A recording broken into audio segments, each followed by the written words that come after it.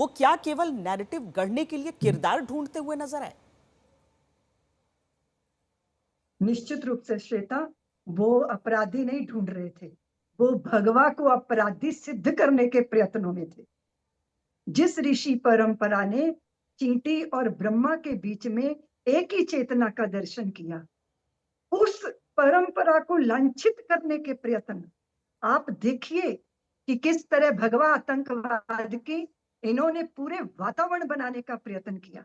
और आप विचार करिए श्वेता, हमारी जो प्रज्ञा है वो वात्सल्य के अंदर एक व्यक्तित्व निर्माण के शिविर में आई थी। मैं अमेरिका जा रही थी, उन्होंने मुझे कहा कि दीदी माँ, मुझे यहाँ रह के कुछ साधना करनी है। वो 10-11 दिन वहां रह के साधना कर रही थी। इस बात को लेके जितना वात्सल्य ग्राम को पीड़ित किया गया, उसके अधिकारियों को पीड़ित किया गया, इस सारी योजना के बीच में सबको लपेटने का प्रयत्न था। लेकिन एक बात सत्य है श्वेता, कि जब जब कभी झूठ जीतता हुआ मालूम पड़ता है और सत्य का उसके पास कोई आधार नहीं होता, लेकिन सत्य की ही जीत होती है और अंततो गत्वा सत्य की ही जीत होती है। मैं इसको देश मानती हूँ श्वेता, ये हमारी परंपरा के प्रति देश की पराकाष्ठा है और हम सब प्रहलाद बनते हैं, युगों युगों से बनते हैं।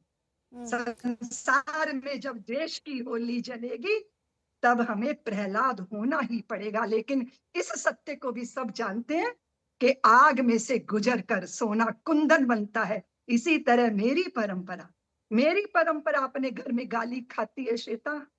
मेरी वो शुद्ध परंपरा जिसने कोई भेदभाव कभी किया नहीं, अपने ऊपर अन्याय झेले हमने, फिर भी हमारी परंपरा में ये रहा कि अगर युद्ध होते हैं ना तो बाद में तड़पते हुए तरसते हुए त्रसित और वो ऐसे प्राणांतिक पीड़ा भोगते हुए शत्रु पक्ष के लोगों को भी पानी पिलाने की परंपरा रही है हमारी। ये जितना भी पाप किए हैं उस समय की तथाकथित सरकार ने, अभी चर्चा चल रही है अधिकारियों को सजा मिलनी चाहिए, लेकिन वो तो जो उनके आका हैं उन्होंने उनको दबाव बनाया होगा कि इस सारे इस विषय को